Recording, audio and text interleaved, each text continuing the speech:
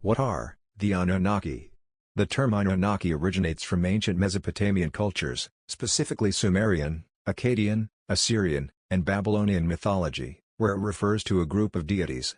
The Anunnaki are often depicted as being associated with the underworld and are sometimes understood to be divine judges who determine the fate of humanity, especially after death. In some interpretations, the Anunnaki are seen as ancestors or spiritual forces. In more recent times, certain fringe theories and works of pseudo-history have attempted to associate the Anunnaki with ancient astronaut theories. These theories suggest that the Anunnaki were not deities but highly advanced extraterrestrials who visited or influenced early human civilizations. However, these ideas are not supported by mainstream historical or archaeological scholarship. The term Anunnaki itself is often translated as princely offspring or those of royal blood, originating from the Sumerian and Atuna, meaning heaven, and Ki meaning earth. These deities were considered offspring of Anu, the sky god, and Ki, the earth goddess in Sumerian mythology. Some of the more famous Anunnaki include Enlil, Enki, and Inanna. Their mythology and stories have influenced later Mesopotamian cultures and myths, such as the Babylonians and Assyrians, and some elements have found their way into other mythologies, such as the Greek and Roman. It is important to note that our understanding of these ancient mythologies is continually evolving and being refined based on ongoing scholarly research. Interpretations can vary, and some aspects are still debated among scholars. In popular culture, Anunnaki have been the subject of numerous works of science fiction and pseudoscience. Zecharia Sitchin, for example, wrote a series of books proposing that the Anunnaki were ancient aliens who came to Earth to mine gold and genetically engineered humans to be their slaves. However, Sitchin's theories have been widely criticized by scientists and scholars and are not accepted in mainstream academia. Enlil was considered the god of air, wind, and storms, and was one of the most prominent and powerful gods in the pantheon. He was seen as a creator, god, and also a destructive force.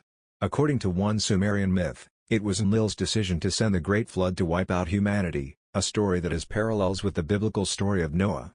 Enki was the god of water, knowledge, mischief, and creation. He was often seen as a rival but also a friend to Enlil.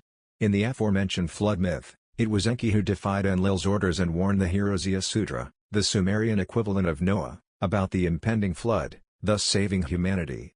Inanna, also known as Ishtar, Inanna was the goddess of love, beauty, sex, desire, fertility, war, combat, and political power. She was a very complex figure who could be both nurturing and destructive. Many of her myths revolve around her ambitious nature and her relationships with other gods. Marduk, in Babylonian mythology, Marduk was the chief god, who achieved this status after creating the universe out of the body of Tiamat, a primordial goddess he had slain. Marduk was associated with justice, compassion, and healing. Ninkursag, known as the mother of the gods and goddess of the earth, Ninkursag was an important Anunnaki figure. She was associated with fertility and had a significant role in creation myths. In one narrative, she assists Enki in shaping mankind from clay.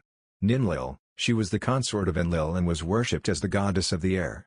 Together with Enlil, they were considered the parents of the moon god, Nanna, or Sin, the god of the moon, and son of Enlil and Ninlil. His importance in the pantheon reflects the significance of the lunar cycle in early Mesopotamian societies. Utu, or Shamash, he was the sun god and the brother of Inanna. He was also the god of justice, morality, and truth. He was depicted as the judge of gods and humans alike, and his symbol was a solar disk. Remember, the Anunnaki were not a unified group in their mythology. Their relationships were complex and often marked by conflict, similar to the Greek gods. They each had their own personalities, desires, and areas of responsibility. There is also the Epic of Gilgamesh, one of the oldest recorded stories in the world, that has several references to the Anunnaki. In this epic, Gilgamesh, the king of Uruk, goes on a series of heroic adventures.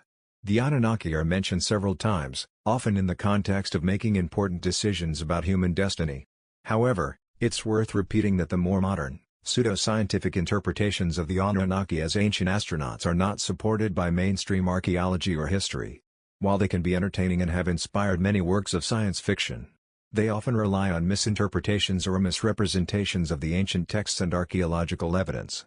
Gilgamesh himself was considered two-thirds divine and one-third mortal, reflecting the belief in the direct intervention of the gods in human affairs. Throughout the epic, Gilgamesh encounters several of the Anunnaki, who alternately aid or hinder him on his journey. For instance, it's Shamash, Utu, the sun god, who assists Gilgamesh and his companion Enkidu in their quest to slay the monster Humbaba. Moreover, after the death of Enkidu, Gilgamesh's quest for immortality leads him to Utnapishtim, the only human who was granted eternal life by the gods, in a story parallel to the biblical Noah. This further emphasizes the Anunnaki's power over life and death and the human fate. In addition to their appearance in myths and epics, the Anunnaki were also central to the religious and ritual life of ancient Mesopotamians. Temples dedicated to various Anunnaki were significant places of worship, and rituals, prayers, and offerings were regularly made to these gods.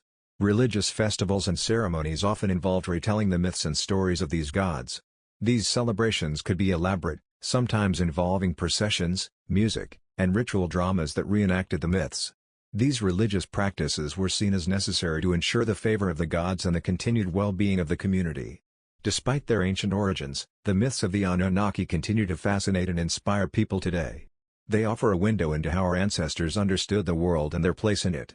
But it's crucial to approach these stories as the products of their time and culture, not as literal history or fact.